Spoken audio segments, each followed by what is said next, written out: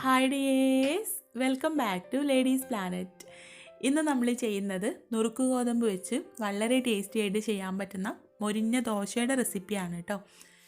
നമ്മൾ അധികം നുറുക്ക് ഗോതമ്പ് വെച്ചിട്ട് ഉപ്മാവൊക്കെയാണല്ലോ ഉണ്ടാക്കുന്നത്. ഉപ്മാവാണെങ്കിൽ പെട്ടെന്ന് മടുപ്പിക്കുന്ന ഒരു ഐറ്റമാണ്. അതുകൊണ്ട് തന്നെ ഇനി നുറുക്ക് ഗോതമ്പ് വെച്ചിട്ട് എന്തെങ്കിലും ഉണ്ടാക്കണമെന്ന് തോന്നുമ്പോൾ ഈ ദോശയൊന്ന് ഉണ്ടാക്കി നോക്കണം കേട്ടോ.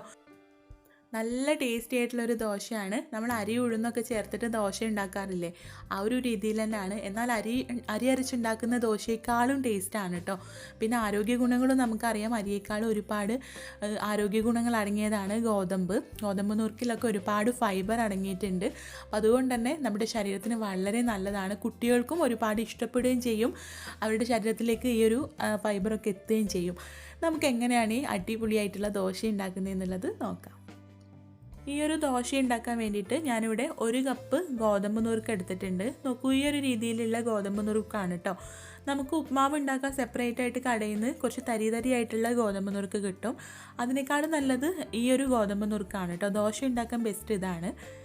1 കപ്പ് ഗോതമ്പ് നുറുക്കിന് ഒരു കൈ നിറച്ചും ഉഴുന്നാണ് വേണ്ടത്. ഉഴുന്ന് പറയുമ്പോൾ ഒരു 1/4 കപ്പിലും കുറച്ച് കൂടുതലായിട്ട് കേട്ടോ. ഒരു 1/4 ടീസ്പൂൺ ഉലുവ കൂടെ ചേർത്തിട്ട് ഇത് നമുക്ക് നല്ലതുപോലെ ഒന്ന് കഴുകിയിട്ട് വെള്ളം ഒഴിച്ചിട്ട് കുതിർക്കാനായിട്ട് വെക്കണം. 8 തവണയൊക്കെ നല്ലതുപോലെ കഴുകിയെടുക്കണം കേട്ടോ. നമുക്ക് തെളിഞ്ഞ വെള്ളം കിട്ടണമെങ്കിൽ നല്ല പോലെ കഴുകിയതിന് ശേഷം വെള്ളം ഒഴിച്ച് വെക്കുക. അപ്പോൾ ഞാനിപ്പോൾ ഇതിലേക്ക് വെള്ളം ഒഴിച്ച് വെച്ചിട്ടുണ്ട്. ഇനി ഇതൊരു 4 മണിക്കൂർ നേരം റെസ്റ്റ് ചെയ്യാൻ വെക്കാം. 4 മണിക്കൂറിന് ശേഷം നമുക്കിത് അരച്ചെടുക്കാം.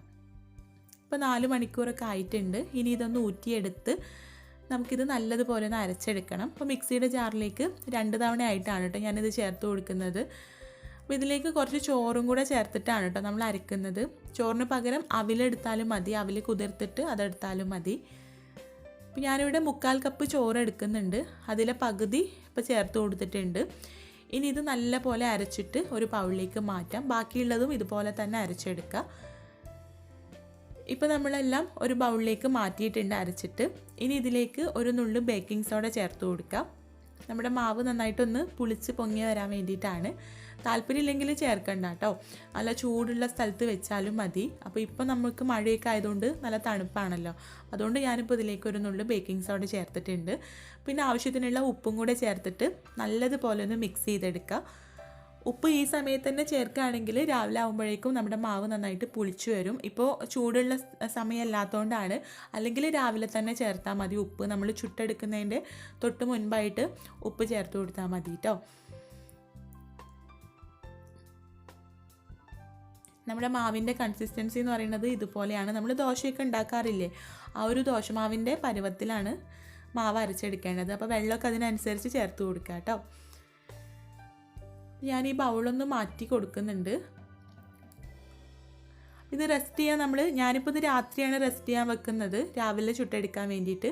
8 മണിക്കൂറെങ്കിലും മാവ് പൊങ്ങാനായിട്ട് വെക്കുക കേട്ടോ. 8 മണിക്കൂറിന് ശേഷം തുറന്നപ്പോൾ നമ്മുടെ മാവ് നോക്കൂ, ഇതുപോലെയാണ്. നന്നായിട്ട് പൊങ്ങി വന്നിട്ടൊന്നുമില്ല, കാരണം ഇപ്പോൾ നല്ല തണുപ്പുള്ള സമയമാണല്ലോ. ചൂടൊക്കെ ആണെങ്കിൽ നന്നായിട്ട് പൊങ്ങി വരും. പക്ഷെ എന്നാലും മാവ് നന്നായിട്ട് സോഫ്റ്റായി വന്നിട്ടുണ്ട്. നിങ്ങൾക്ക് കാണാൻ പറ്റുന്നുണ്ടാവും. നോക്കൂ, മാവ് നന്നായിട്ട് ഹോൾസൊക്കെ വന്ന് നല്ല സോഫ്റ്റായി വന്നിട്ടുണ്ട്. ഇനി നമുക്ക് ദോശ ചുട്ടെടുക്കാം. അപ്പോൾ ഞാൻ ആദ്യം നോൺ സ്റ്റിക്ക് പാനിൽ ചുട്ടെടുക്കുന്നത് കാണിച്ചു തരാം. നോൺ സ്റ്റിക്ക് പാനിൽ ആദ്യം നമ്മൾ എണ്ണ ഒന്നും പുരട്ടണ്ട, നല്ല ചൂടാക്കിയിട്ട് ഇതുപോലെ ദോശ ചുട്ടെടുക്കാം. ഞാനിത് മൊരിച്ചെടുക്കുകയാണ് കേട്ടോ. അപ്പോൾ അതുകൊണ്ടാണ് ഇങ്ങനെ തിന്നായിട്ട് ചുട്ടെടുക്കുന്നത്. അല്ലെങ്കിൽ നമ്മൾ സാധാരണ ഉഴുന്ന് ദോശയൊക്കെ കുറച്ച് കട്ടിയിൽ ചുട്ടെടുക്കാറില്ലേ, അങ്ങനെ ചുട്ടെടുത്താലും മതി. ഇനി ഇതിൻ്റെ മുകളിൽ കുറച്ച് നെയ്യ് പുരട്ടിയിട്ട് എടുക്കുകയാണ് കേട്ടോ. നെയ് റോസ്റ്റ് പോലെ, മനുവിന് നെയ് റോസ്റ്റ് എന്ന് പറഞ്ഞ് കൊടുക്കാൻ വേണ്ടിയിട്ടാണ്. അപ്പോൾ ഈ ഒരു ദോശയുടെ സൈഡിൽ നിങ്ങൾ കുറച്ച് വേവാത്ത പോലെ കണ്ട, അത് നമ്മൾ ആ ഒരു മൂടി വെച്ചതിൻ്റെ ഇന്ന് വെള്ളം ഒറ്റിയതാണ് കേട്ടോ. അത് കുഴപ്പമില്ല, വെന്തിട്ടുണ്ടാവും. പക്ഷേ കാണുമ്പോൾ നമുക്ക് വെന്തിട്ടില്ല എന്ന് തോന്നും. അത് കുഴപ്പമില്ല. ഞാനിപ്പോൾ ഇത് പ്ലേറ്റിലേക്ക് മാറ്റിയാണ്. നോക്കൂ, നന്നായിട്ട് മൊരിഞ്ഞ ദോശ തന്നെ കിട്ടിയിട്ടുണ്ട്. അപ്പോൾ ഇതുപോലെ നമുക്ക് ഓരോന്നും റെഡിയാക്കി എടുക്കാം. ഇത് നോൺ സ്റ്റിക്ക് പാൻ ആയതുകൊണ്ട് അടിയിൽ എണ്ണ പുരട്ടുന്നില്ല കേട്ടോ. എന്നാലേ നമുക്ക് നല്ല പോലെ ഷേപ്പ് ചെയ്തെടുക്കാൻ പറ്റുള്ളൂ. എണ്ണ പുരട്ടിയിട്ടാണ് നമ്മൾ മാവ് ഒഴിക്കുന്നതെങ്കിൽ നല്ല ഷേപ്പിൽ നമുക്ക് കിട്ടില്ല. ഇതിൻ്റെ മുകളിലാണ് നെയ്യോ എണ്ണ എന്തെങ്കിലും ആക്കി കൊടുക്കണമെങ്കിൽ അങ്ങനെയാണ് ആക്കി കൊടുക്കുന്നത് കേട്ടോ. ഇനി ഗോതമ്പാണ്, അപ്പോൾ നിങ്ങൾക്ക് ഹെൽത്തി ആയിട്ട് വേണം, എണ്ണയൊന്നും ഇല്ലാതെങ്കിൽ എണ്ണ ഇല്ലാതെ നമുക്ക് നോൺ സ്റ്റിക്ക് പാനിൽ ചുട്ടെടുക്കാം. അപ്പോൾ വേണമെങ്കിലൊന്ന് മറിച്ചിട്ട് കൊടുക്കാം കേട്ടോ. ഇനി നമ്മൾ സാധാരണ ഉഴുന്ന് ദോശ ചെയ്യുന്ന പോലെ ചെറിയ ചെറിയ ദോശകളായിട്ട് വേണമെങ്കിൽ അങ്ങനെയും ചുട്ടെടുക്കാം കേട്ടോ. അപ്പോൾ അതൊക്കെ നിങ്ങളുടെ ഇഷ്ടത്തിനനുസരിച്ച് എങ്ങനെ വേണമെങ്കിലും ചുട്ടെടുക്കാം.